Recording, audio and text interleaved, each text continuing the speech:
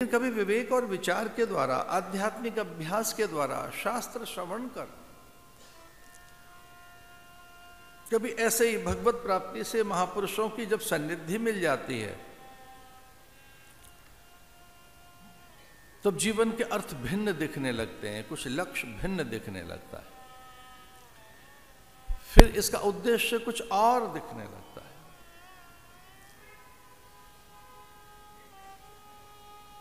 क्योंकि हमें ये कभी नहीं होगा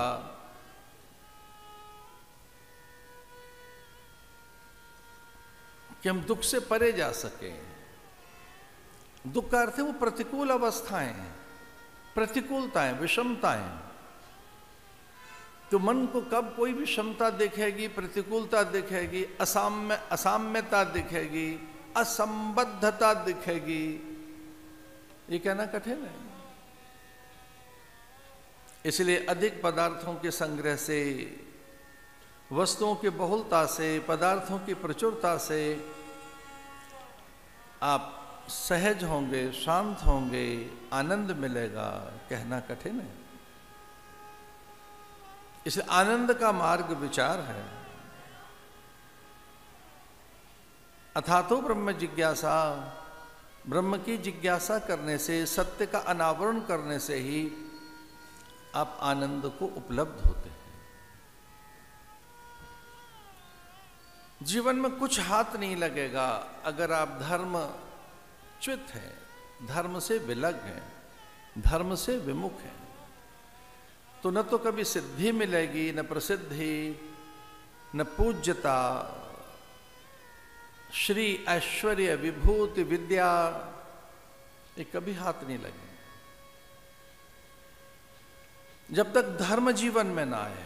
वो पहला पुरुषार्थ है। फिर दूसरा अर्थ। और जितनी कामनाएं हैं वो धर्म से नियंत्रित नहीं हैं तो परिणाम शुभ नहीं आएगा। मोक्ष माने शुभता।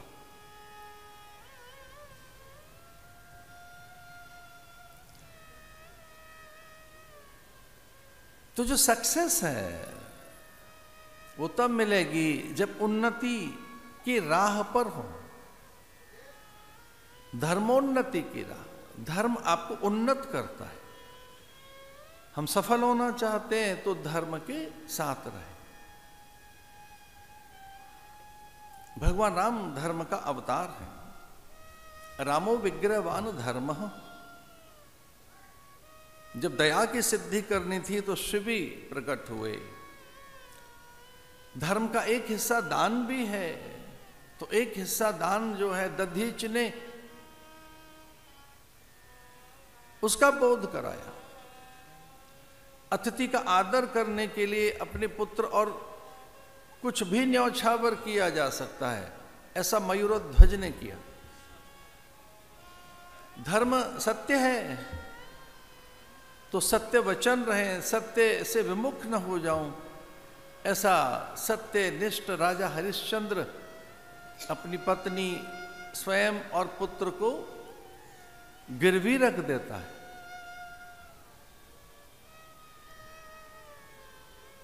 भूखा द्वार पर है और वो गाय ले रहा है। आहार में मना किया संघ को कि मेरे रहते आप गाय को नहीं मार सकते, गाय का भक्षण नहीं कर पाएंगे आप। दिलीप पशु, पंछी, परिंदों की मन की कामना को जानते थे। एक समय था जब हम वृक्षों से बात कर सकते थे, वनस्पतियों से, पशु पंछियों से, परिंदों से। एक समय था जब हम बादलों से और बयारों से बात कर सकते थे। मनुष्य के पास ऐसी योग्यता थी। हिमालय नाम नगाधिराज, कि हम पर्वतों से बात कर सकें, बादलों से, बयारों से, पशु और पंछियों से। आरंभ में तो कथाएं उन्होंने दी। कथाओं का आरंभ तो पंछियों से है, चिड़ियों से है, तोता मैना से है, अश्वानन से है। अश्वानन, अश्व के मुख से। शुक से है। सच तो यही है कि भागवत शुक ने कही है, तोते ने सुनाई है। अरे काकभूषुंड ने सुनाई है, गरुड़ ने सुनी है, पंछियों को ही कहानी आती थी।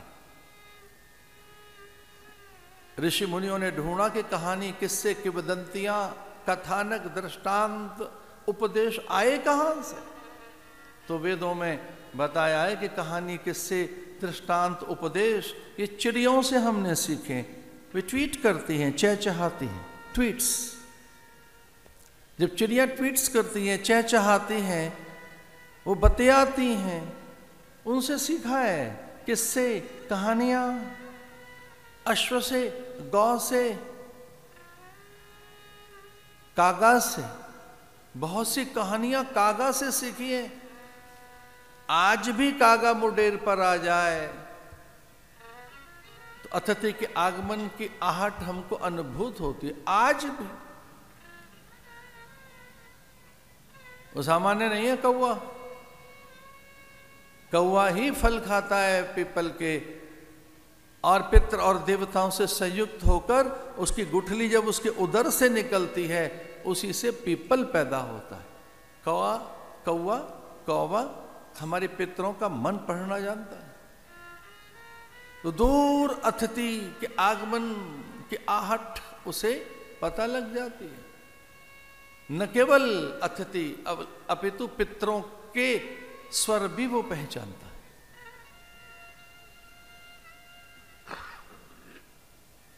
इन सब में श्रेष्ठ गौ, जिससे हमें जीवन मिला है।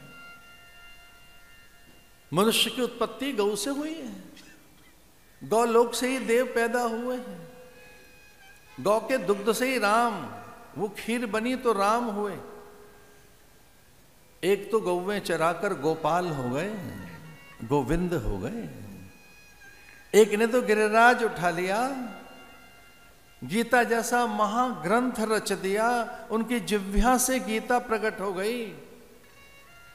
हम पशु, पंछी, परिंदे, वनस्पतियों के बिना नहीं रह सकते। हमारा कोई अस्तित्व तो नहीं है।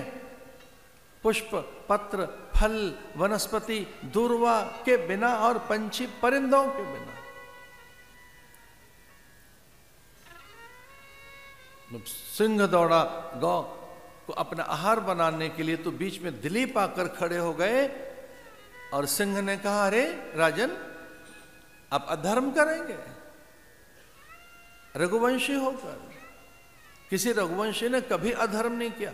मेरा भोजन छीन रहे हैं, ये मेरा आहार है। मैं पशु हूं, हिंसक पशु हूं, और मैं नहीं जानता कि ये कौन है। ये मेरा आहार है, स्वाभाविक आहार है। दिलीप ने प्रार्थना की कि ना ना, मैं अपने सामने गौवध तो नहीं देख सकता। अब मेरे सामने गौ की हत्या कर रहे हैं। बोले, मैं तो हत्या नहीं कर रहा, मैं तो भोजन ग्रहण कर रहा हूं। गौ मेरा भोजन है।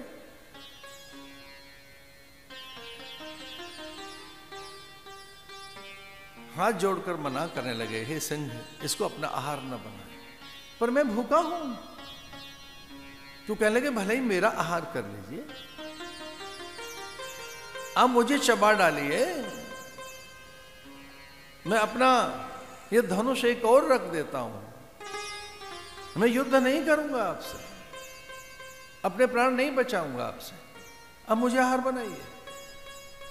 और गौ को विनय की राजा ने, दिलीप ने कहा, मां आप यहां से जाएं, अब मैंने इसे मना लिया है। गौ निकल गई और सिंह ने धीरे से अपना रूप प्रकट किया। वस्तुतः सिंह सिंह नहीं था, धर्म ही था जो राजा की परीक्षा लेने के लिए आया था। और सिंह ने कहा कि मैं तो धर्म हूं और आपकी परीक्षा लेने के लिए आया था।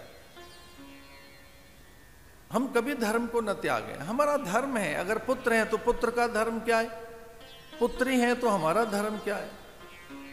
हम पड़ोसी हैं, क्या धर्म है हमारा।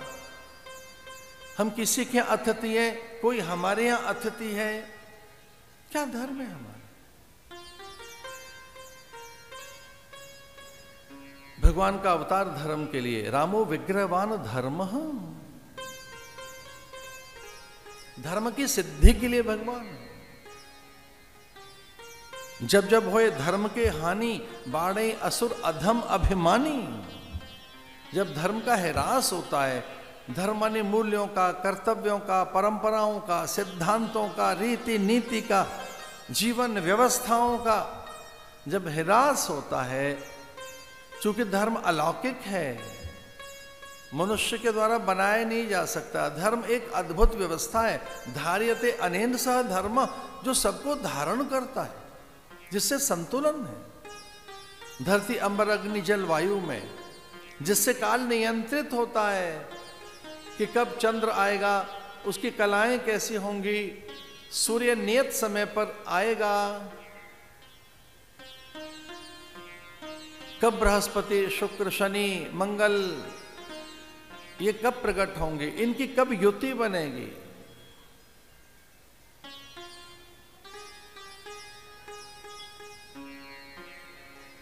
और उसी का एक व्यावहारिक रूप भक्ति भी है।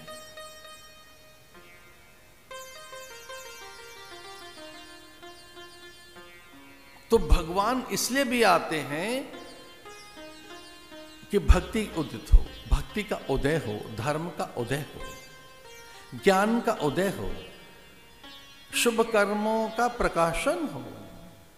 तो भगवान के आने से शुभ कर्मों का प्रकाशन होता है। शुभ कर्म, पवित्र कर्म, दिव्य कर्म हम जो कर रहे होते हैं, हमारा करना बड़ा फिर कलात्मक होता है, भावनात्मक होता है। जब आप मंदिरों में, गुरुद्वारों में सेवा कर रहे होते हैं, वहाँ बुहारी की सेवा, जूते जोड़ों की सेवा, अन्न परोसने की सेवा, औषधि वितरण की सेवा, तब कुछ और भाव होता है आपका। वहाँ अनुचर, नौकर, चाकर, वेतन भोगी भी ये तो कार्य कर ही रहे होते हैं। हमारे देखते देखते इन 30, 40, 50 सालों में नई चीज दिखाई दे रही है। अरे 30, 40, 50 साल पहले जब हमने सन्यास देखा, तब किसी भी आश्रम में वेतन भोगी कर्मचारी नहीं थे ना, वहां सेवक थे, उपासक थे, आराधक थे, जिज्ञासु थे, मुमुक्षु थे, जीवन दानी थे, जीवन व्रती थे। अपना जीवन दान देकर, जीवन का व्रत लेकर, सेवा का व्रत लेकर आश्रमों में सेवा करते थे। मरा हमारे देखते देखते सब गायब, वेतन भोगी है सब, सेवा व्रती नहीं रहे। हमारे यहां नहीं, सब जगह। हमारे समय में तो नहीं थे। अब वेतन भोगी हैं, शुल्क लेकर है, शुल्क भी न्यूनाधिक हो गया तो सेवा का भी धर्म बिगड़ जाता है। आस्था, समर्पण, वो कलात्मकता नहीं रहती, वो आर्द्रता, वो अपनापन, वो आत्मीयता, वो विनीत भाव, वो कृतज्ञता, अश्रुपूरित वो आर्द्रता नहीं रहती। हमारे रहते रहते हमारे सामने ही तो प्रकट हो गया। ये देखो क्या आ गया।